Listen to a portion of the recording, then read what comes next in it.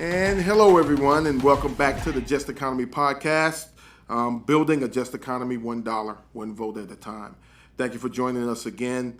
I want a couple of reminders is that we have our summit for the Community Reinvestment Alliance of South Florida. We have our summit coming, and it will be February 24th, 2022 at the Signature Grand. Tickets go on sale November 15th, so look forward to getting your tickets. Get your early bird specials in as quickly as possible. So we'll be back in person again. We're going to beat this pandemic one way or the other, but we'll be back in person with our event at the Signature Grand. If you've been to it before, please tell your friends. It's a great event. We always have great speakers and great breakout sessions. So today on our podcast, the Just Economy podcast, our guest is Adrian Madris. Full disclosure, Adrian is one of my board members for the Community Reinvestment Alliance of South Florida, and I would be remiss if I didn't do what I always do with Adrian, and that's employ Adrian to run for office. He's one of the most passionate community leaders that I know, especially being such a young man.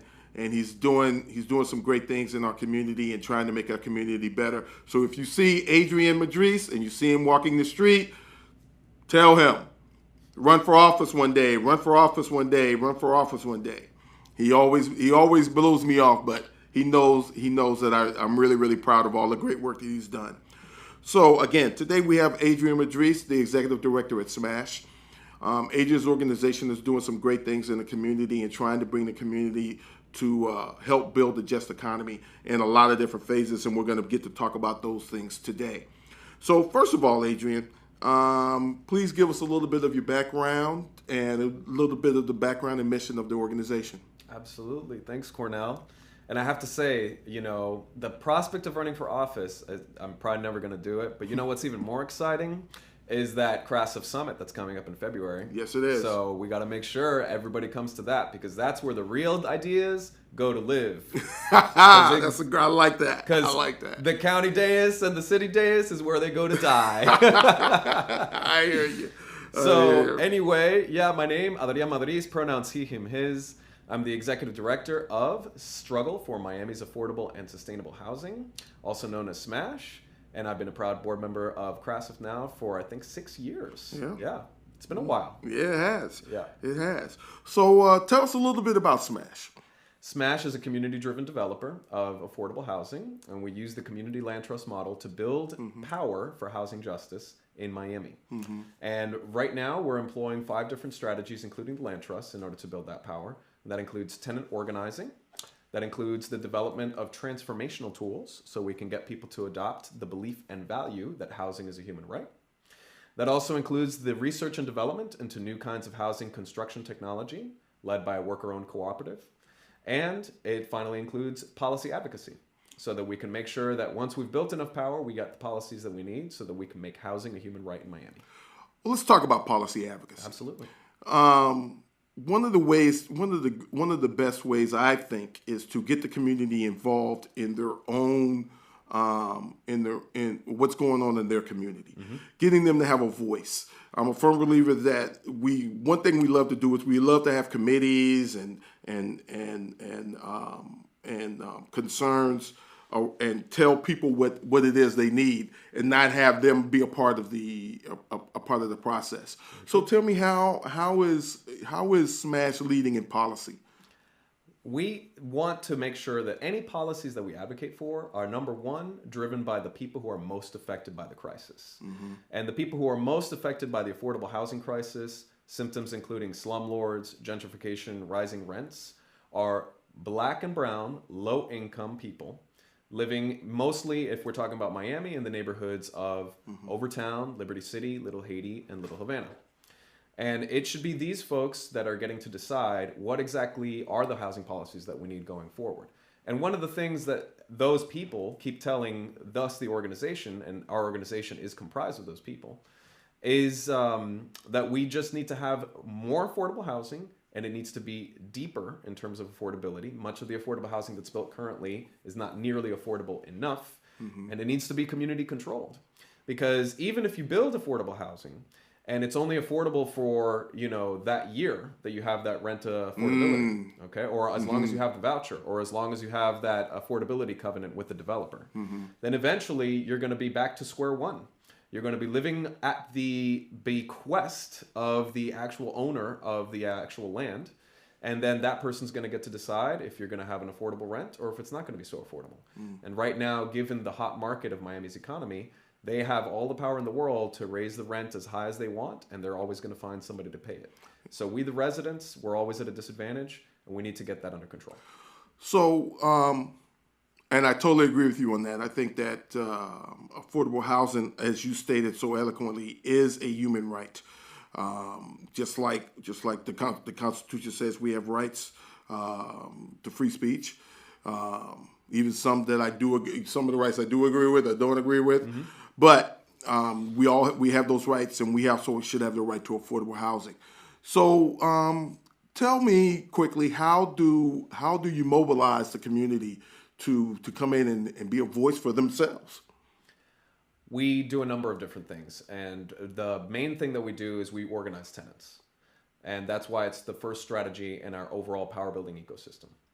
So we go into different neighborhoods like Liberty City, and we get the residents together and ask them, hey, what would you like to see in your neighborhood? If you could do anything for this neighborhood in the way that you would like and not in the way that the government or that corporate developers would like, what would that be? And of course, affordable housing is up there, but we're here on the Just Economy podcast. And so we have to talk about all the different kinds of tools that we now have at our disposal to make it so that we can have a just economy. So that doesn't just include community land trusts. It includes any kind of cooperative housing, any kind of cooperative business development, any kind of community-driven model that we can use to make sure that the wealth that is generated doesn't go into the hands of a few corporate private developers or a few corporate private speculators. It goes into the hands of the people back in that same community. And that's exactly what we have an opportunity to do when we gather the community together and we get them to control land. Building people power is absolutely important, but if you build people power without also having an agenda that includes land control, then you're always going to be one step behind, because you're going to build all of this power. You're going to get all of these people very excited about what the possibilities are, but then you're always, again, going to be at the mercy of who the landowners are. And landowners play the long game. They don't think about things in terms of 1 year and 2 years. They think about things in 5, 10, 30 years at a time. And we have to be just as smart, and we have to be just as long-term in terms of our visioning. And so until we get the land under our control, the reality is that we're going to be just constantly at a disadvantage. We're never going to really be able to do the things that we want the neighborhood to do in order to get that just economy and in order to get that affordable housing. That's great insight, Adrian, and I like the part of getting the power to own the land. Sometimes it doesn't hit you until you actually see it, that the landowners are the ones who are, as you stated, playing the very long game here. They're looking 5, 10, 15 years down the road. So when we come back, we're going to talk about some of those tools that we use in order to secure the land and how the community can get involved in being a part of that. Absolutely. So we'll be right back with Adrian Madriz from Smash, and we're going to talk about land and how and the tools that we can use in order to own that land. Thank you. We'll be right back.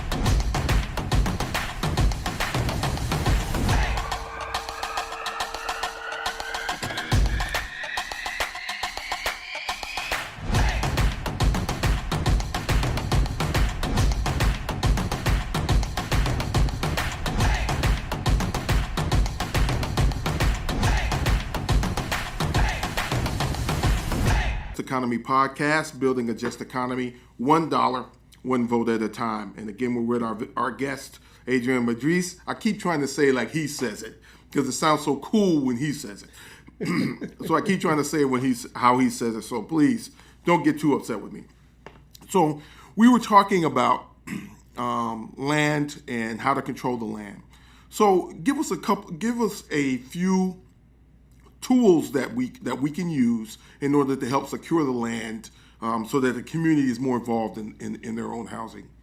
The main tool that we use is the community land trust model. And we love that model so much because it just has such a rich history in terms of how it's been used by people who are low income, black and brown, to be able to take over land, democratize it, and then use it for the community's benefit. It was invented by African American farmers in the 1960s. Who were, yes, African American farmers in the 1960s in Athens, Georgia, who were trying to get around racist land use and lending policies. And there were a lot of racist and land use lending and policies in the 1960s especially, right? And now, but like, you know, in Georgia at that time, you can imagine. Yes. So they got together, a group of black farmers basically, and said, we want to just get this land under our control. That way we can get the financing that we need to be able to make the farms that we need in order to be able to sustain ourselves. And they did that. It took a long time, but they were able to do that. And they established some of the first farming cooperatives, housing cooperatives, business cooperatives. And it was a beautiful community. It was called New Communities, Inc. And then the white racists of Georgia decided that black people were not going to be given the right to be able to develop their own housing and their own prosperity and ways to get out of poverty. Power. So, yep. So they decided to one night set the whole entire community on fire and then bulldoze all of the remains into a gigantic ditch. And that was the beginning and the end of the first community land trust in the United States of America. And so then they had to sue the Department of Agriculture, the Federal Department of Agriculture, because they were being extremely racist in the way that they were giving out farm subsidies. They were only giving it to white farmers, not to black farmers. And eventually they won that lawsuit, but it was like 40, 50 years later in the 2000s. But you know, we're still going through that right now. The black farmers had to sue to be part of the American CARES Act. Oh, yeah, 100%. They had to sue. 100%. You know, and let me be clear. I'm talking about a particular time in racism, but that does not mean that racism is over, not by a long shot. White supremacy still reigns. So does patriarchy. So does classism. Classism, especially in the housing system. Yes. So, you know, but the good thing about this model is that even though, yes, it was destroyed, and yes, it was done by an act of hatred, the actual success that it was able to achieve while it was there was enough to inspire an entire movement around the country to do very similar things in their own communities. And so then you had community land trusts pop up in places like Boston and California. And one of the better known community land trusts called Dudley Street Neighborhood Initiative is still alive today in Boston. And it started by basically taking over this extremely slum and blighted block called Dudley Street and putting all of that land into the community's control. They got the government to eminent domain the land and give it to this particular community. Wow, the time that eminent domain is a good thing. Huh? Yeah, exactly. In that particular instance, it was definitely a very good thing. But that's because they built this power in the community. With all of these different movements, it starts when one person decides, I've had enough of this BS. Yeah. You know, I am tired of this racism, patriarchy, capitalism, whatever. And we need to come together to figure out how to do this. And then they attract their followers, they identify other leaders, and then they come together and they build power. So there's so many ways that we could help build this and land trust. I love the idea of community land trust. I think that it's important that that if I'm going to live on this land, I get to determine what's on it. I get to determine and when I mean as a community. The community gets to determine what's on it, determine how it's used, how it's best used, and that it's long term. Earlier, you spoke about the landowners loving to use the long game and thinking into the future. Is that something that land trusts do? Is to help us determine what the future is going to be? Absolutely. If I could just describe a little bit about the mechanics of how it works and why it's so cool. A land trust places land in the community's control. So that way there's a democratically elected nonprofit board that manages the land itself. But then let's say I, as an individual, or I, as a head of household, want to purchase a house on that land so that me and my family can live there. We can totally do that, but we have to do it according to the laws of the land. And who creates the laws of the land? The community does. Okay. So it detaches the housing on top from the land underneath. So that way you can buy the houses or you can put buildings on there to do whatever you want. You can put supermarkets, clinics, schools, whatever. but then the land underneath stays in the community's control, and they are glued together by a 99-year ground lease. And you can renew that ground lease as many times as you'd like. So effectively, if you own the buildings, you have permanent access and utility of the land for as long as your heart desires. The catch is if you decide to sell. If you decide to sell your house, you have to do it according to the laws of the land. So there might be something like a resale formula. And that'll dictate how maybe in 10 years when the sale opportunity or the sale window opens up, what the price of the house is that you can sell it for.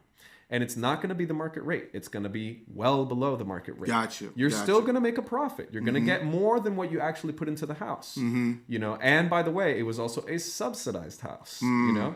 So you're going to be getting affordable housing on the front end, and you're going to be able to, when you sell it, make a little bit of profit. So that way you can take it with you to your next home or whatever it is you decide to do. But the whole point of the land trust is that it encourages permanence.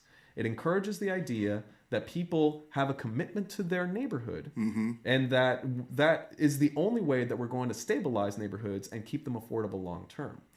If people are constantly using houses as piggy banks like they do now, refinancing every 2 and 3 years, flipping the house after a few light renovations after 5 years. How often have we heard I got to pull some money out of my house? Absolutely. Send the kids to college or whatever, to take a trip, whatever the case may be. Exactly. And then they're able to get these ridiculous margins, 25, 50, 100%, you know, after just a few years on the homes. What that does is now it makes it so that the next person who has to live there is now going to be paying all of that, right? And it's going to be significantly more expensive. That obviously makes it much more expensive for all of the other houses in the neighborhood, because now they are doing their comps and they're realizing, oh, I can sell my house for that much more. And a lot of people are very much of the belief and the value that, yeah, that's a good thing. You know, I should be able to sell my house and make triple what I spent on it, you know? And I think that if what your value is wealth creation, I don't think that there's anything wrong with that. I think that families absolutely deserve the opportunity to build wealth and power for themselves so that they can achieve prosperity. There's nothing wrong with that. What is wrong about it is you using your home as the primary method to do that. Homes used to be just that, homes. They used to be shelter. They weren't these extremely over-leveraged financial commodities that now basically prop up the entire American economy, especially in the state of Florida. As we saw in 2008 with the mortgage crisis, as we saw that when the bankers were piling up these multiple homes and selling those packages of overextended homes over and over and over again, and then here we go, we have a collapse, and we're out of there. So. And the point that is that folks these days sell their house repeatedly, or they move repeatedly. Nobody stays in a house 40, 50 years anymore. That just doesn't happen anymore. You know, you grew up in that house, you own the house, and now you own, after your parents or pass away, then you own the house again. So when we come back, we're going to talk about getting the community involved in community land trust and how to go about seeing that come to fruition. And so thank you for joining again the Just Economy podcast with our guest today, Adrian Madriz. We'll be right back.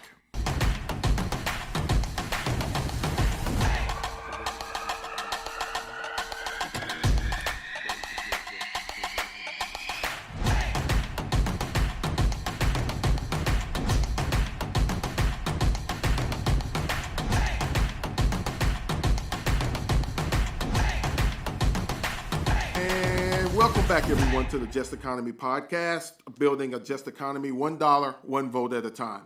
We welcome you back to our show today. We're speaking with Adrian Madriz from SMASH, the executive director. He's going over some things on how to build that just economy using the community, which is what I love, getting the community involved. So we were just talking about, Adrian, community land trust, and you went through the technical aspects of community land trust. So I know that SMASH started their own community land trust and is doing one in Liberty City. Yes. Correct? Absolutely. So please tell me, how did you get the community involved? So that's a beautiful question. The way we got the community involved is really the way SMASH got started. And I need to tell you the story about one of the first residents that we started organizing. Her name is Porgy Town, but we like to call her Gigi. I think you might have met Gigi. I have met Yes? Gigi. Okay. Did you know that when we met, she hated me? She did not like me at all because I was working as a housing organizer at the time for another organization called the Miami Worker Center. And I was knocking on doors in Liberty City, and everybody was telling me, we got to do something about these slumlords. The housing crisis is out of control, the gentrification. They were just running the full gamut. And I'll never forget going into this particular apartment where I saw some of the worst examples of poverty, just like visual poverty that I had ever seen. Rats, roaches, mold, mildew. I mean, the roach problem by itself was out of a horror movie. I remember the video you used to show when you would go and speak. Yep, that video of the rat in the toilet and the black mold that had completely taken over the tile in the bathroom. I mean, just really, like, if you've ever seen the movie Saw, the horror movie, it takes place in this really horrible looking, disgusting bathroom the entire movie. People in Miami are living in those kinds of places. This is where they have to bathe and clean themselves. It's really, really terrible. So Gigi happened to live in this particular building, but every single time I would knock on her door, she would just be like, I don't know what it is that you want, but you need to get out of my house. Get out of my house. Okay? And I'm just like, look, I think we could do something about the slumlord. He's clearly like subjecting all of you to terribleness and blah, blah, blah. And she's like, I don't care. Okay? You need to get out because all you people ever do is come around here and say you're going to do something about the problem, but you never do anything about the problem, right? So this is... Her frustration was palpable. Very, very, very palpable, absolutely. And, her frustration was shared by many people in that community. She wasn't the only person we heard that from. She was very direct about it. Like, she was very direct and honest about it. Sure. But yeah, that's how we started. And then, what eventually happened is that the slumlord evicted her. Yep. Wow. Evicted her from her unit. Yep. And we organized against this particular slumlord. We had a campaign at the time to get it so that the city of Miami would sue the slumlord, and then they did, and then they placed those buildings under the control of the city of Miami. This is the first time that the city of Miami had ever taken such an aggressive measure against the private landlord. Yeah, in like 30, 40 years, basically. So, but it took you guys being organized in the community in order to make that happen. Exactly. Yes, we had to organize, and we had many tenants in that building that we were working with, and they all were parties to the lawsuit, and they helped us get media coverage of the events, and lots of activity was going on at that time. But Gigi, she got evicted, and one day we were there at the building again, and we were organizing tenants, and we were having a meeting, and then Gigi comes over to me. And she says, hey, I heard y'all were having a meeting. And I was like, yeah, but don't worry. We're not going to do it near your house. Okay? It's not going to be in the courtyard. She was sensitive about that, huh? We're going to do it as far away as possible. And she was like, no. I want to go to the meeting. She said that. And I was like, you want to come to our meeting for Smash? And she was like, yeah, the landlord put me out. And, the reality is that I 100% sympathize with everything that you're doing, but I had to treat you the way that I did because I was working as the assistant manager to the building. Wow. Yep. And they still evicted her. And they evicted her. Manager? Yeah. Ooh. Slumlords, absolutely. There's no honor amongst thieves whatsoever, right? Yeah. So that's what happened. And then she started coming to the meetings, and she eventually became a board member. And now Gigi, managed to find a new place to stay. She lives in a subsidized unit, is significantly better than that old roach and rat infested place that she lived in before. She runs her own business. It's called Gigi's Candles and Baskets. Okay. Shout out to Gigi. Shout out to Gigi. If you want a candle or a basket gift, this holiday season, just let us know, and we'll get that ordered for you. Okay, baskets starting at like $10. All right. Oh, that's great. I know, right? And she's a phenomenal entrepreneur. She's really taking it seriously, and that's how she's living. And she's the president of Smash now. Really? Yes. That's what's called Smash. That's called what's called community involvement. Yeah. That's involved. That's called the community getting involved from her own circumstance. Yep. Yep. excuse me, from our own circumstances, seeing, okay, I can use my story, however terrible it is. Yep. I can use my story in order to bring others on board and get others involved in the community, because it takes us. It takes the whole village. We can't continue to sit on the side and say, okay, I voted and that's the end of it. Yep. No. We need your voice. And Adrian and Smash have been doing some great work there. When something is wrong in the community, Adrian is leading the way down there at City Hall. When you say can't fight City Hall, that's not his mantra. Adrian's mantra is, okay, you can fight City Hall, you can win, and I'll keep fighting City Hall. That's all a part of it. So bringing the community in and getting that community involved, even after all that you have been to, all the yelling and screaming she did, but learning that, okay, I do have a voice, and I got to think that teaching people to have their voice is very, very difficult. It can be. It very much can be. And, with Gigi especially, it wasn't an immediate thing, I think that obviously it didn't start in the best of places, our relationship. Sure. And I think that if we would have been any other organization, or if I would have been a different kind of person, that's probably where it would have ended. Right? But you have to really fall in love with these challenges in order to overcome them. And I don't mean love the challenges in the sense of like, I want people to go homeless. I want them to be living in slum conditions. But love it in the sense of like, always be thinking about how it is that we can overcome these kinds of challenges. And that's the commitment that I've made in order to really be an effective community leader, and to do something actually that's going to be different about these challenges. Because the reality is that slumlords are nothing new, rising rents are nothing new, gentrification, climate going on gentrification, since this country was started. None of that is new. So if we're going to do something to end it finally, we have to completely be different and very radical in terms of what we're going to be doing next. And that's exactly what we've committed ourselves to doing. We want to make it so that the models that we're pursuing now are truly community-led, that people like Gigi are actually given real levers of power. And so that way we can come up with the policies that are actually going to make a difference. And by the way, we have been able to create those policies. Just this year, during the pandemic, we had a lot of drama due to housing. If you followed any of the stuff that was going on, especially last year with the eviction moratoriums and how we were getting it extended, and how the ultra-conservative governor of the state of Florida and the conservative state legislature were very, very adamant that they did not want to do that, but then we forced them to have to do it like 5 different times. The people of the community led those efforts the entire time.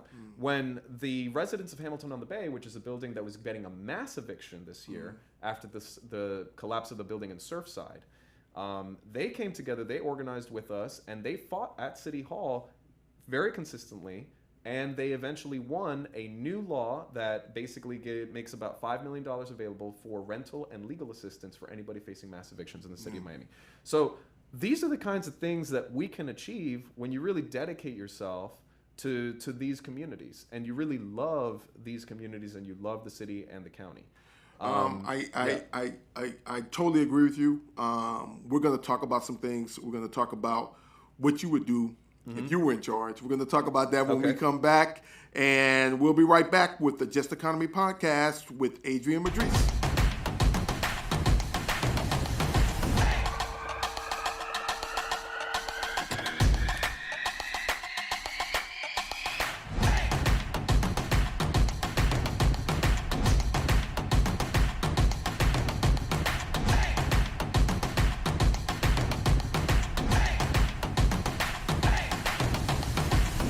And welcome back, everyone, to the Just Economy podcast, building a just economy, $1 one vote at a time. Again, we're back with our guest today, Adrian Madris, who's the executive director of SMASH, and we're going to ask him for contact information here in a little bit. But a question, Adrian, that I ask all my guests, and this question is this. If you had the power, I just rained the power down on you right now and said, Mr. Madris, what would you change, and how would you change it? What would your answer be? I would change the notion that the only people who deserve a home are the people who can afford it. I like that answer. Okay. I like that answer because it goes back to what we were talking about earlier. That should be a God-given right, or at least a country-given right, that everyone should have affordable housing. 100%. So, how would you go about changing that notion? I think right now, what we have, I mean, this notion comes from a very deep place, you know? And deep, I mean, I think that people literally feel it in their cells of their body, that this is the way that the world needs to go around. You know, I need to be able to have clean water and wake up in the morning in a clean bed. And I also need to be able to look at all of the people who I see that are homeless and unsheltered on the street and justify to myself why it is that they're unsheltered. And the best thing that I can come up with is, well, they clearly just didn't work hard enough, you know? Yeah, that's our thing. You know, Martin Luther King once said that, you know, you want us to pull us up by our bootstraps, but that's hard to do when we have no boots. It's 100% true, you know? And the reality is that in this country, we have completely adopted wholesale the value that you should have to work or starve, okay? And I think that when we continue to put property rights before human rights, don't be surprised when you have a human rights problem in your country, in your city, in your county. There is no right in Florida that is more under attack, no human right under more attack than the right to housing. That's incredible. And so how do we change something like that? Like, how do we get people to shift their complete orientation and their whole life philosophy that revolves around the worshiping at the altar of capitalism? To make it to a different kind of value system, one that says, no, actually, people come before profits. Housing is a human right, and everyone deserves a home. Yes. You know, these are completely different ideologies. And I believe that the way we get to that point is that you build power.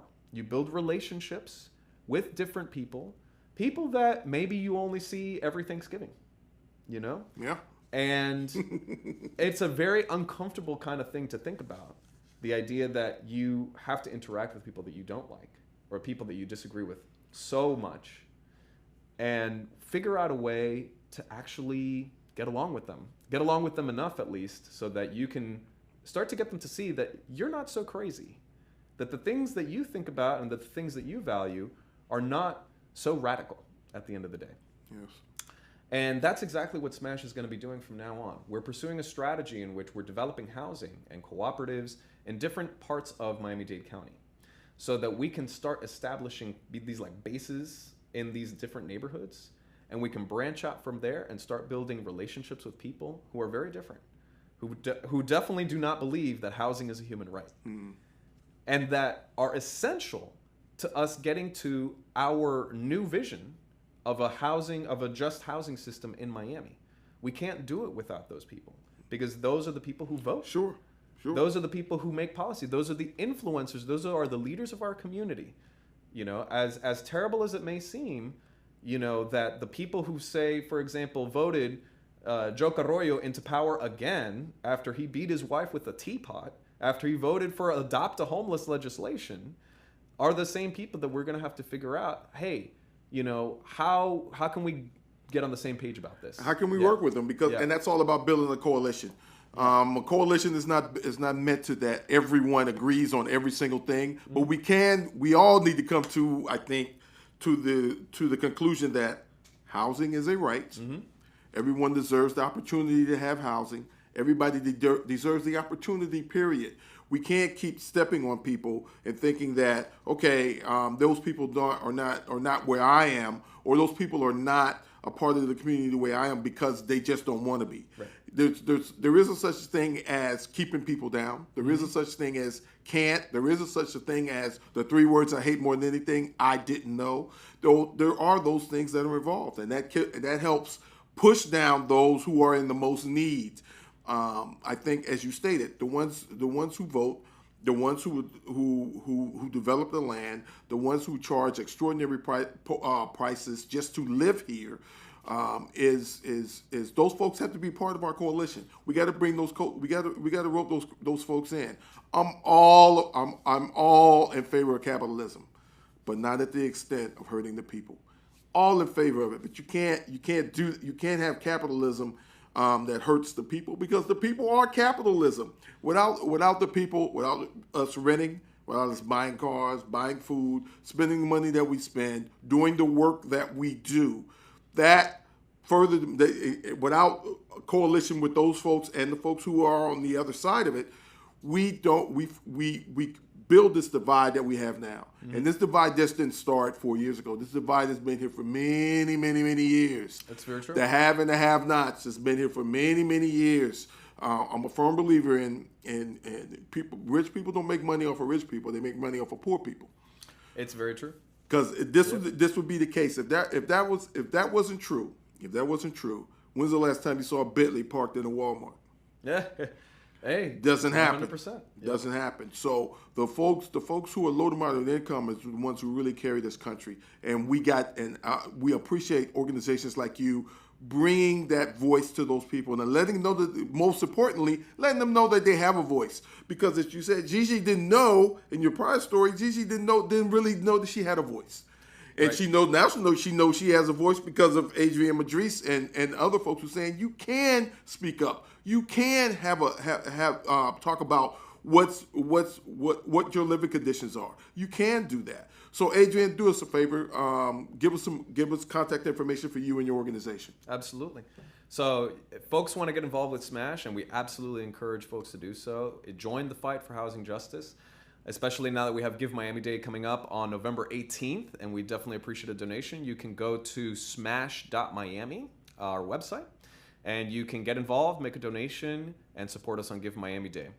And if you want to do something about this terrible housing system that we have, the slumlords, the rising rents, the gentrification, the reality is that to change everything, we need everyone. And so everybody who's watching this right now, please do consider getting involved. This is one of the best things that you can do if you really care about your county, your city, your community, to make it so that we can finally have housing justice in Miami.